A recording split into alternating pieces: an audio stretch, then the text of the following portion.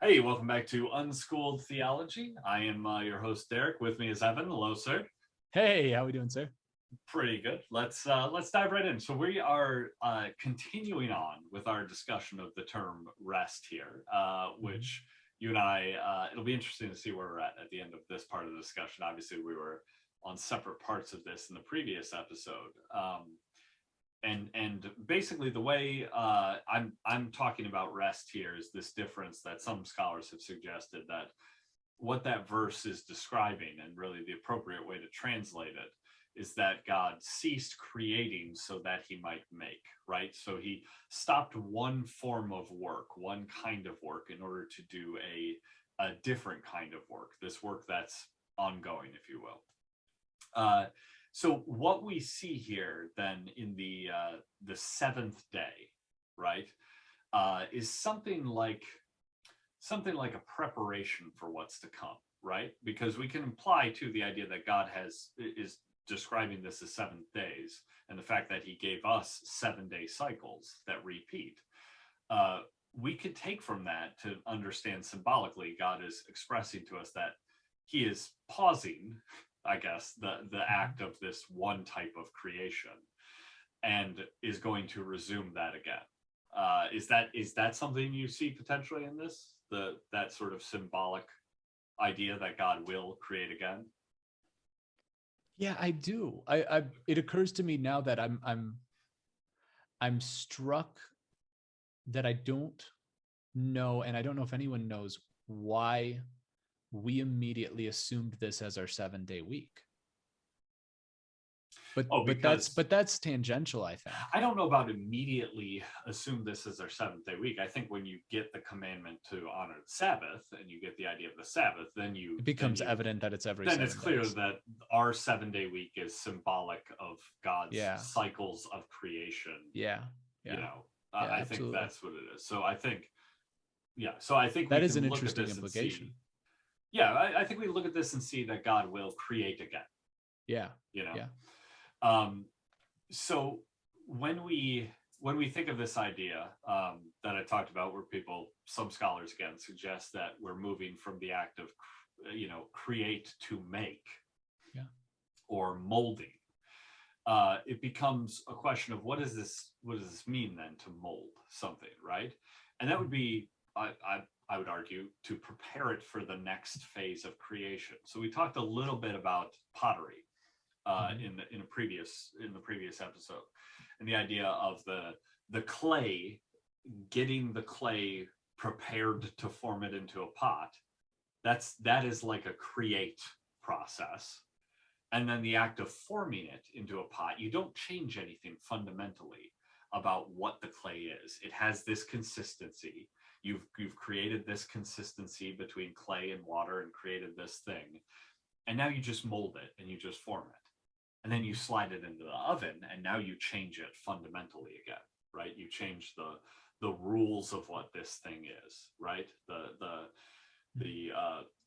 If we could think of our laws of physics as being analogous to the consistency of the clay, there's a creation of that laws of physics with the consistency of the clay at this one when you initially make it. And then you don't change anything about the laws of physics of it. You just form it. You just mold it. And then when you slide it into the oven, now you're changing those, laws of physics of the clay, if you will, again. So that is one way we might look at the idea of what is being done on this 7th day. What is this molding? What is this making? It's preparing for the next phase of God's creation. Which, of course, this is something we see in the idea of a new heaven and a new earth, is this creation again, and that coming at the point when this phase of molding is done. And, of course, Jesus being a part of this molding process. So one of the things we can see here is that if we look forward into the Bible, the idea of God using Christ and his church is part of this molding process. It's one of the things we can see here. But certainly in a process like this, if you're going to create something great and then mold it, one of the key parts of this is reflection. This is something you actually highlighted at the end of day 6, the fact that God pauses for a moment to reflect upon creation. And that's something, you know, the potter preparing his clay would have to pause for a moment, you know, between adding the water and mixing the clay and everything. Then you pause for a moment and assess, is this good, right? Is the clay good? Is it ready to mold? And so we do see that in the process here. So in the sense that we've talked about maintenance the previous episode, part of the act of maintenance, and maintenance, we talked about being, and this is our point of disagreement, but for the sake of this discussion, we'll at least get this out there. Creation is the act of bringing things from evening into morning, bringing things from chaos into order, from darkness into light, right?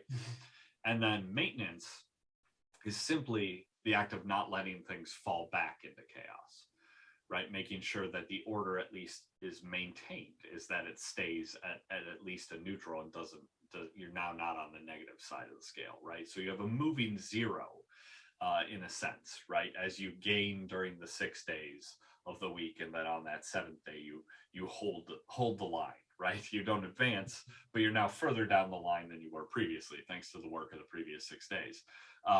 But in a sense, that maintenance does require reflection, right? You'd have to look back at the previous 6 days and see, okay, we made this ground, we gained this ground. What does it mean to maintain this? What do we have to do to make sure we don't fall behind? So that is kind of the shift, I guess, that we see there from the 6 days to the 7. That's what that reflection can be a part of that. So one of the things to look at is the idea of God rescuing and healing. This was the examples Jesus brought up: Jesus healing, Jesus rescuing. These are acts of maintenance, right? That's the sickness is chaos, right? And sickness is disorder. Health is order. Health is not chaos. And so God healing the sick is simply him fighting back the chaos, because health is the standard. And so he's fighting off the chaos during his act of healing on the Sabbath. The cow, the standard, the zero, the status that the cow has been able to gain during the previous 6 days was not falling into the well. And so when you rescue the cow from the well, you're just simply bringing it and keeping it at that 0 point, right? So if we look at all of this and think of this in human terms for a second, right? And think about this as the idea of being imagers of God, of collectively being the image of God, and having our 7-day cycle be a bit of a microcosm of the creation, you know, laid out, that narrative. The way I look at this first chapter, then chapter and 3 verses, is to see that we are supposed to spend 6 days doing that thing which God commands us on day 6, right? Bringing his order to bear on creation, continuing that ordering process, subduing the earth, right? Spend 6 days doing that.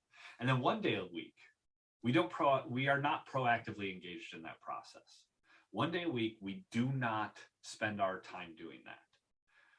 And the reason is because that 7th day, it is about preparation for the upcoming 6. It's not about stopping, and it's not even about reflection on the previous 6, right? Because the reflection on the previous 6, as you pointed out, happens at the end of day 6. Yeah. Correct. And so day 7 then is about preparation for the coming 6 days. And so it's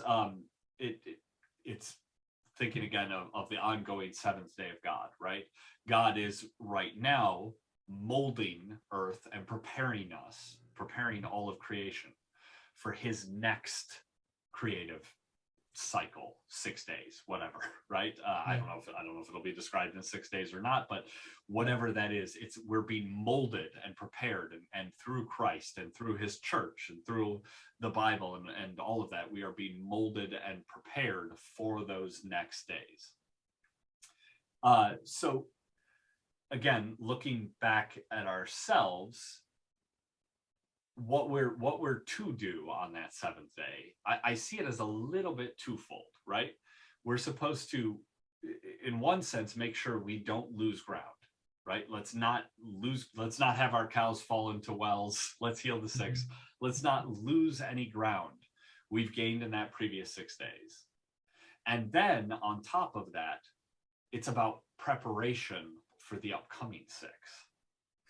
And so in a way, we're to make or mold ourselves into what is necessary for the next 6 days.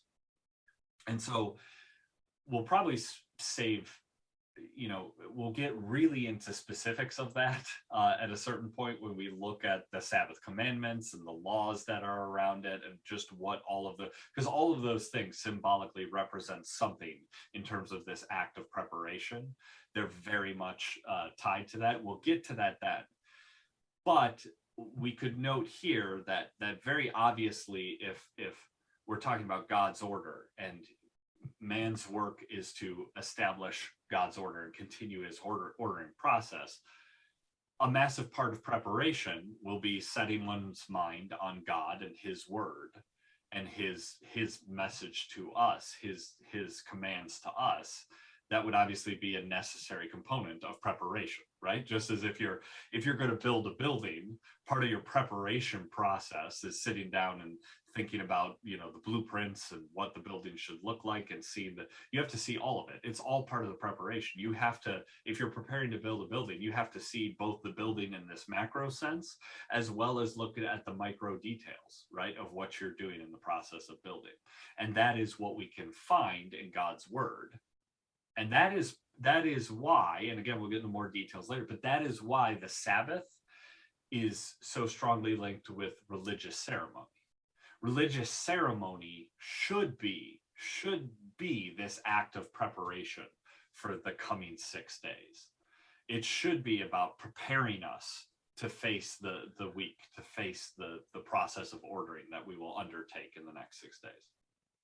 So yeah, to sum up the idea of the sanctified seventh day and what that means as imagers of God, it would be that by the end of the seventh day, we should be prepared for the work of the forthcoming 6 days.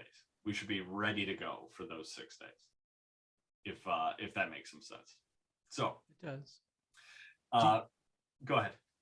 Do you have concerns about people being too lazy on Sabbath days? I think that's a potential risk. Yeah. I mean, I think that potentially we could spend our Sabbath day in indulgence, right? Rather than in preparation. I think that's possible to do. And I think we have a tendency to do that. I think we have a tendency to, at the end of a long week, rather than thinking about, hey, what do I need to get right so I can have the most, effective week of ordering, of participating in God's creation order. What do I need to do to be most effective for God, for that act, to subdue the earth as he commanded us? What do I need to do for that, right? I think people can not be focused on that and instead say, oh, that was a long week. I don't want to think. I don't want to do anything. I'll deal with it on Monday, right? And that's a common behavior and attitude for sure. Do you think it's just as common for people to have a tendency to do the activities that are advancing order on the Sabbath day? I don't think it's as common. And I think no, because I don't think a lot of people think in terms of advancing order, advancing God's order. I think they do. A lot of people spend the seventh day advancing an order, right? Maybe their own sense of order and not really seeking God's order. And that actually would lead to compounding problems, right? Because the more you seek to advance an order without taking the time to consider what God's order is, the more you're going to keep going down the wrong path. Like, it is necessary to have that time to pause and reflect upon who God is to make sure you're continuing on with his order, right? And that idea of reflection on we're the straying sixth day into too. We're straying into a different territory. Then we're straying into the territory of what is what does it mean to advance God's order? Right. We're straying into that territory. If No, you're I saying, get well, that. you have Sundays off from work, or you have traditional, you have Saturdays, or Saturdays off from work. And so, like, to contend, and I think that would be a deviation from the point of, to contend that when somebody works 9 to 5, nobody works 6 days. Some people do work 6 days a week, but 5 days a week, they're not taking part in potentially advancing God's order. I mean, they may not be. Of course they may not be. Yeah. But the idea that they categorically aren't, I think, is more controversial. And so saying, like, are they working on Sundays or on a Sabbath day? That's the part here. The tone I feel like I'm getting from this interpretation is that you are very concerned that people are being too lazy on the Sabbath day, and not concerned that people are potentially not taking time away from their normal weekly activities. I would contend that it is far more typical to see people, but this might just be a variation in the way in which we tend to naturally see the world, or the people that we directly see. I would contend that it is far more likely, or at least I tend to see people who a Sabbath day is no different than what a normal day of the week is for them. Agreed. I don't think that's uncommon. Yeah. That can regularly be the case. I think it depends on what someone does, right? Career-wise and whatnot. I think there are many people for whom their career is so cyclical that a Sunday is no different than a Saturday. Let's put it that way. That's a good way of putting it. That is, and so it's no different in that sense. It's certainly not a Monday through Friday, but a Sunday is no different than a Saturday. So they don't really have a Sabbath in that sense, that they're, I think that's what I'm breaking out of what their cycle is. But so, well, I think that's a good point though, but because we're about to I think that's the thing I'm trying to emphasize. Yeah, which let's get to it. That. Yeah, let me get to this word right here, because when we get to this word that I think makes more sense in our modern understanding is going to offer a perfect analogy for exactly what you're getting to. Yeah, right? And it's exactly it. So let me return real quick to this idea of the term rest. And I'm going to suggest an alternative here that I think might be better capturing what this verse is saying, in this sense of going from creating to making and perhaps rest. I think it may have originally meant this idea, but our modern world, which allows for more leisure, has allowed the idea of rest to shift. So I first want to say, obviously, no term describes what God is doing exactly, because we as humans, we use terms that describe what humans are doing. And so therefore, whatever we're describing God as doing, God lacks human requirements. So therefore the word is not quite accurate, right? We don't have a perfect representation of what it is God is doing. But in terms of for ourselves, as the image of God, and being therefore within creation and having these limitations that are a part of being a part of creation, there's a word that I think works well. And in a human sense, this modern word, I think, captures the idea better. And that word is recovery. So if you are interested in the modern world of athletics and fitness and places where peak human performance, right, is sought, which is professional athletics, obviously being a big part of that. But in in the realms of business and entrepreneurship and whatnot, that the idea of peak performance is something that a lot of people are now more interested in or more concerned about today. The term recovery has become very, very important, and it's become recognized now that as important as training is for peak performance, it's actually the periods between training that may even be more important and can have an even bigger impact on the actual performance itself. And so acknowledgement of the importance of recovery has led to all sorts of innovative products, techniques. There's things like cryotherapy, there's data tracking, obviously Fitbits, Apple Watches. I have this Aura ring here, which is a tracker. These things. Careful with that finger. Yeah, I know. For those who are listening on audio, it's not put on the proper finger for display. That's why I held up a few. Now I'm making a handgun instead, but I held up a few. But these things track sleep. Sleep, obviously, what sleep is recovery, right? That's what that is. And all these things, though, they have the focus here is an eye towards ensuring that after the body has physically performed at its peak ability, what are the things we can do that might get it to the point where it can perform at its peak ability again, right? What is that process? That is the recovery process, right?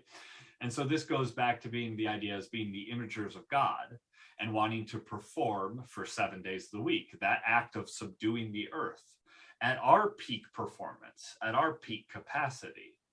The seventh day, the Sabbath, is an essential part of this process. It is the recovery period. And this is, so it's one of sort of preparation, but we can note too that the idea of rest, so today it carries connotations of leisure, it carries connotations of disconnectedness, it carries all these kind of connotations. However, it did not always have that, right? Instead, actually, I think really we want to look at the seventh day as having a very acute connectedness to the other 6 days. Whereas right now we look at it as, oh, well, it's not really a part of it, right? It's disconnected from the other 6 days. And no, it's actually acutely connected. It's just you're doing a very, very different thing on that day. And I think the idea of recovery captures this idea, right? And in truth, if we look at this term recovery now, this is what people once meant by the term rest, right? Hunters in hunter-gatherer societies, the hunters would rest between hunts. Well, they weren't resting between hunts so that they might just enjoy leisure time. No, they were resting so that they might be better prepared for the next hunt, right? The farmer rests between the harvest and planting season so that they might be prepared for the next season. In fact, if we look at the Bible, where relating to the Sabbath, the idea being that the land itself was supposed to have periods of rest. And we now know from our sort of modern materialistic understanding, right, that functionally what that does is that by letting the land rest for a year, it's actually recovering for a year. The land, by not being planted in for a year, has a chance to reacquire nutrients and develop, and the soil is better prepared then. It's better ready to go for the next 6 days. It is now better, more fertile soil and better able to do the job of growing. And that is, in a sense, what we are supposed to do, is better be prepared for that, right? Is to rest or recover so that we might be more fertile soil for the coming 6 days.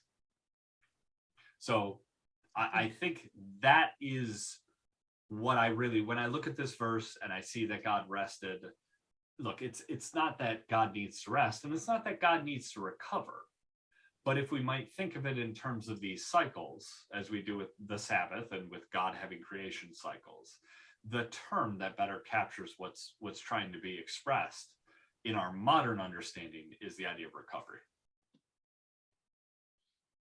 I think recovery is a good term because I think it addresses both issues that we're potentially seeing? Yes. Because I think we both are trying to address different issues. I Yes. think you're trying to address the individual who's too,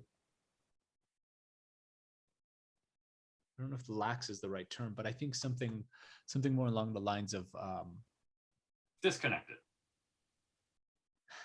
I actually don't mind disconnected. Okay. But somebody who is throwing everything out the window in favor of complete slothfulness on the Sabbath day, something along those lines. Indulgence is the but word. It's not slothfulness. Yeah, indulgence. You can Indulgence do might be things better. that are non-slothful, right? But they're indulgent, right? Yeah, that might be the best way to put it. Indulgent. It's self-centered. It's narcissistic. It's those things. Yeah. Whereas you're looking at I think the thing overtraining. that I'm looking at somebody who's more, who's doing more than that. I think it's important to emphasize that if the land, that there is a full, all the things that you illustrated as recovery, it's important to emphasize that it is a full disconnect. I know you don't like that word, but disconnect from the normal activities.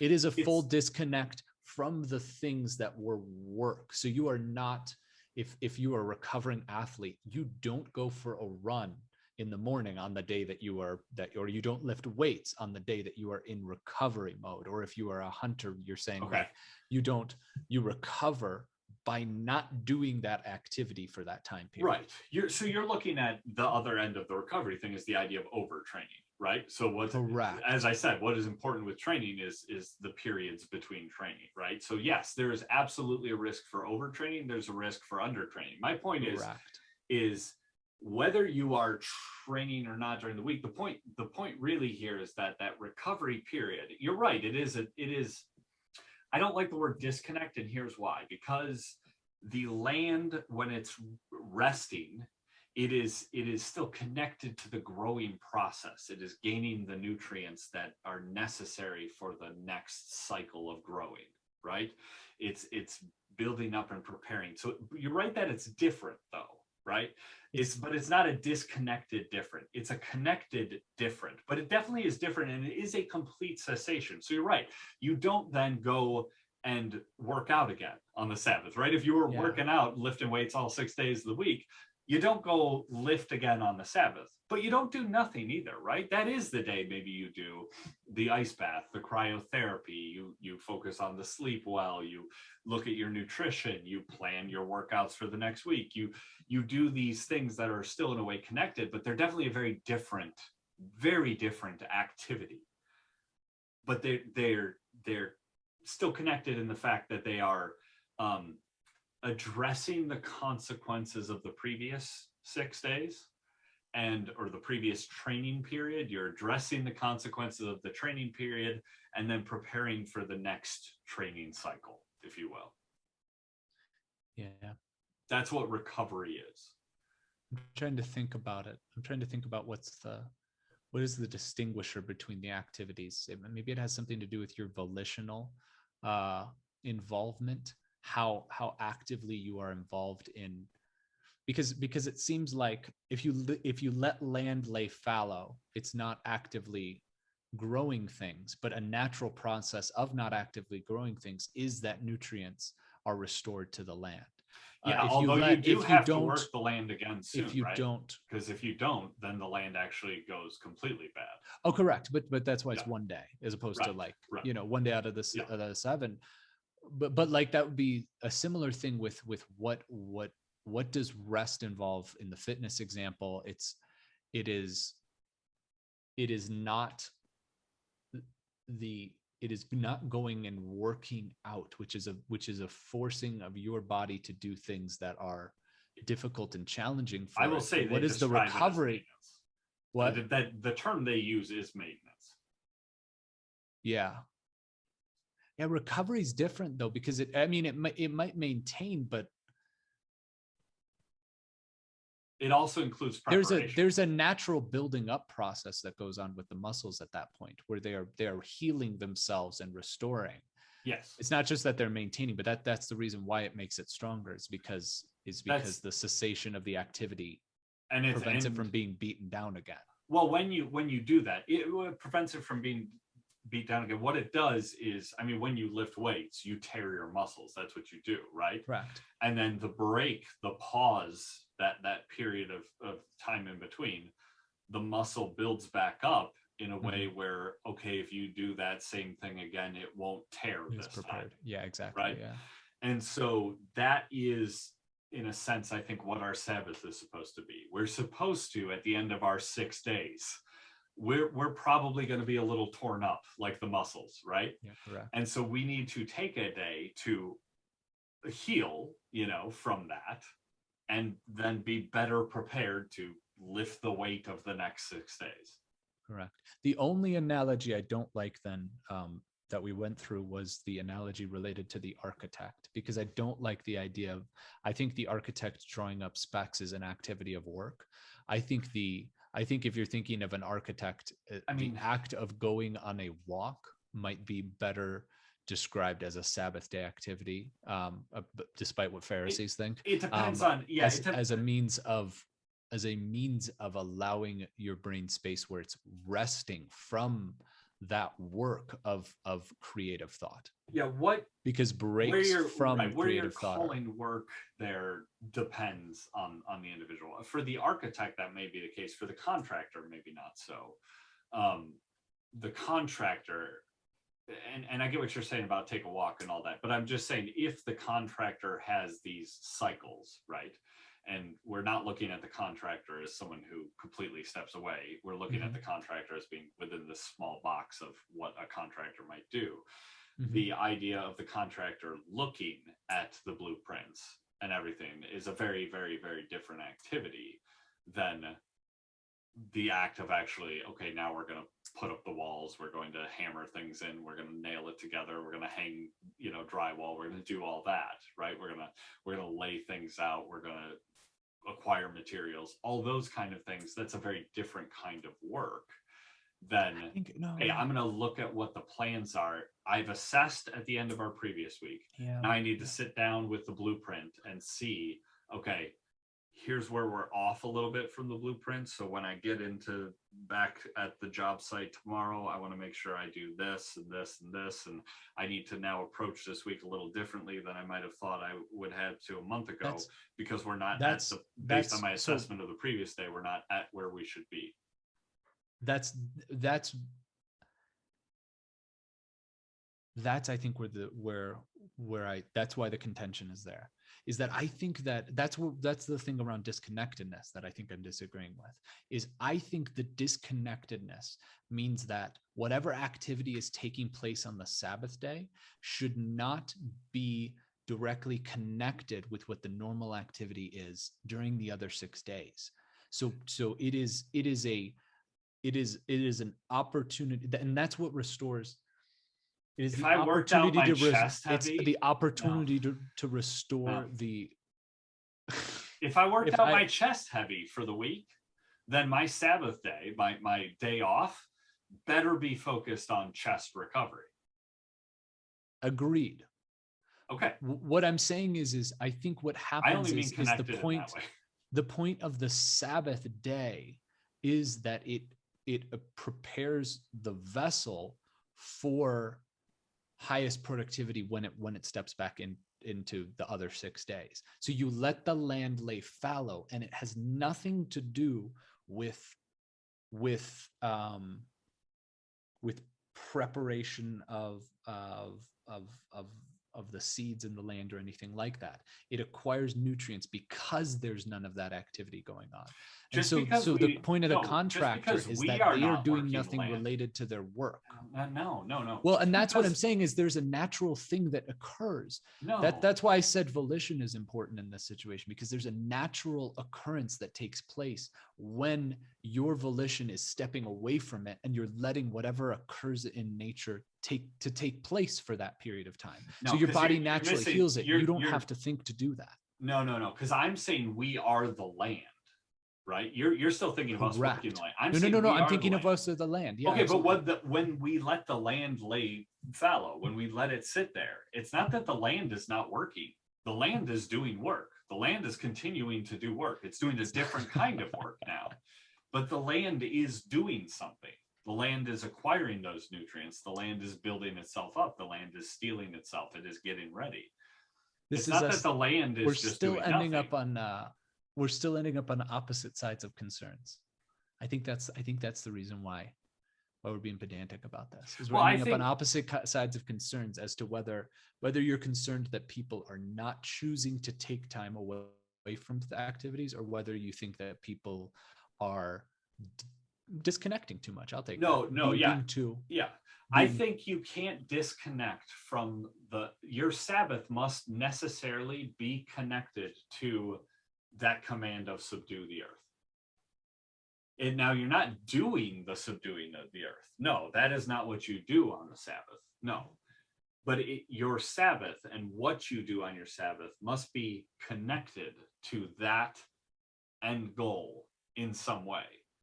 Just as your recovery is still connected to the trainings and the workouts and the peak physical performance that you have. That's why I think volition is important, because I'm trying to point out that in all the activities you're illustrating, I am not actively involved. It's like my body actively recovers, but I don't have to make my body do that. It does it.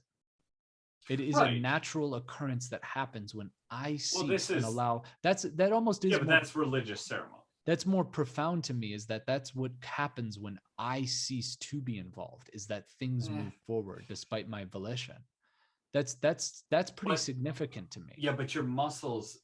It's tough because your muscles and the land and all of these things. Your volition is not something they have, right? And so because we have volition, I am suggesting that volition must necessarily be tuned correctly, right? It must always be tuned to the subduing the earth, the bringing God's order about, the participating in God's order.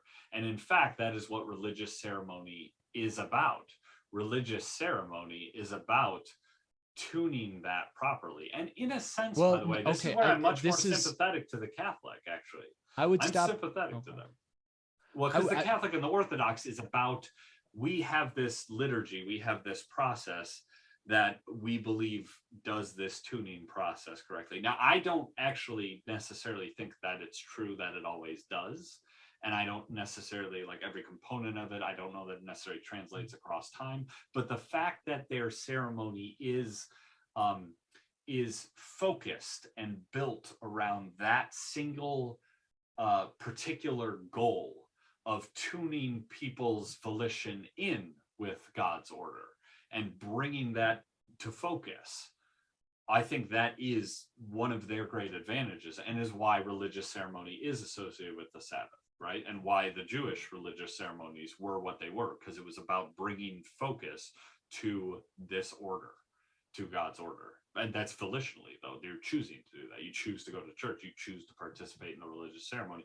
You choose to bring your mind, but that is your being into focus on that. Okay. Into focus on God's order. And that's, so for your mind, that's the equivalent of your muscle rebuilding itself. Your mind at the end of the week, your mind and your soul is so torn and frayed because you've been out trying to order this chaotic world, and you've been out there suffering through the chaos, right? And you've been swimming against these waters, these chaotic waters, and you're beat to crap. Your mind, your soul is beat to crap. And so you, in the religious ceremony, you bring your mind back to where it needs to be. You say, my mind has been, I think anyone who participates in the world too much realizes this. My mind is being corrupted. My soul is being corrupted. It's being challenged. It's being pulled. It's being torn at by the forces of the world. And with the Sabbath, I now step away from those forces for a moment. And I try to bring myself back to where my mind should be, where my heart should be, where my soul should be set up. That is the process of the Sabbath. That's what I mean, I guess, by preparation is that part. Excellent. So yeah. All right. Well, that's where we're at. And that is our my suggestion is to think of it as recovery, not quite rest, because that has connotations with it that are to me not about bringing yourself into focus with God's order and refocusing yourself and rededicating yourself to that act of participation within God's order, which perhaps I maybe that's why the you know the night before the Sabbath, right, tends to be the point at which mankind's debauchery, right, reaches its peak. Perhaps it's because of that frame and the chaos beating you down to the point where people are most willing to give in on Saturday night, right, and then the Sabbath, restores them on Sunday. But yeah, that's the way I'm looking at it, and let us know what you think. Right, shoot us an email or a comment if it's on a video platform. Let us know. We are unschooledtheology@protonmail.com, and we'll next time we're going to begin to look at what can we take away from Genesis 1 overall as a whole. So we'll look at that next time.